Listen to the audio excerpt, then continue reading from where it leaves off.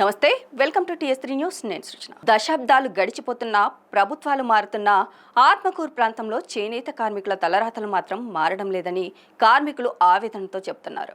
ప్రభుత్వం మగ్గాలున్న వారికి ఏదో ఆర్థిక తాత్కాలకు సాయం అందించారే తప్ప తమ వృత్తిని అభివృద్ధి పరిచేలా అధునాతన విధానాలతో చేనేత సాగించేలా మరమగ్గాలను సమకూర్చే యోచన ఏ ప్రభుత్వం చేయడం లేదని వారు వాపోతున్నారు. ఆత్మకూరు నియోజకవర్గంలోని ఆత్మకూరు, సంగం, పొంగూరు, పోల్రెడ్డిపల్లి, కావలి, ఎడవల్లి, హాసనాపురం, ఏఎస్పేట, గుండువారిపల్లి, జమ్మవరం, దూబుగుంట, చందులూరుపాడు తదితర గ్రామాల్లో చేనేత కార్మికులు ఉన్నారు. అయితే గతంలో లాగా వారు చేనేత వృత్తి సాగిస్తే గిట్టుబాటు ధర లభించడం లేదు.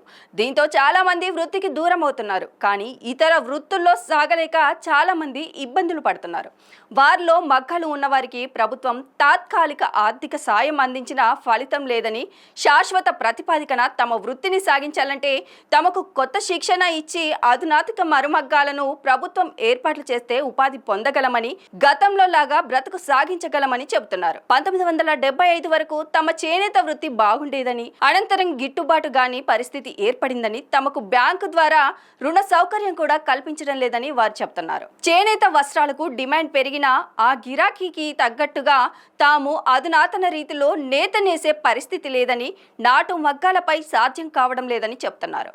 ఆత్మకూరు వీవర్స్ కాలనీలో 25 క్రితం 50 కుటుంబాల వారు ప్రభుత్వం అప్పట్లో మంజూరు చేసిన చిన్నపాటి గృహాలు నిర్మించుకున్నారు. కుటుంబాల సంఖ్య 71కి చేరినా ప్రభుత్వం నుండి తగిన ఆదరణ లభించడం లేదని, తమకు పాఠశాల లేదని, అంతర్గత రహదారులు లేకపోగా అరకొరగా వేశారని, సైడ్ కాల్వలు లేవని, కాలనీలో ఆక్రమణలు పెరిగిపోయాయని, తమ వృత్తి గిట్టుబాటు కాక కొందరు వలస వెళ్లిపోయారని చెబుతున్నారు. మగ్గాలున్న వారికి ప్రభుత్వం 24,000 సాయం అందించిందని, కానీ శాశ్వత ప్రతిపాదికన మరమగ్గాలు మంజూరు చేయాల్సిన అవసరం అనివార్యమని వారు చెబుతున్నారు. గతంలో నెల్లూరుపాలెం పంచాయతీలో ఉన్న తమ ఓట్లు మాత్రం ఆత్మకూరు పంచాయతీలో ఉండడంతో అభివృద్ధికి నోచుకోలేదని, అయితే మున్సిపల్ పరిధిలో చేర్చిన తగిన మౌలిక వసతులు కల్పించలేదని, గృహాలకు మరమ్మతులు లేదా కొత్తగా ఇల్లు మంజూరు చర్యలు తీసుకోవాల్సిన అవసరం ఎంతైనా ఉందని చెబుతున్నారు. తమ కాలనీ నుండి రోడ్లు వెంబడి చిన్నారులు ఆత్మకూరు పట్టణంలోకి బడికి వెళ్లడం ఇబ్బందికరంగా ఉందని, తమ కాలనీలోనే ఒక స్కూల్ ఏర్పాటు చేయాలని కోరిక కంఠశోషగానే మిగిలిందని వారు పేర్కొన్నారు.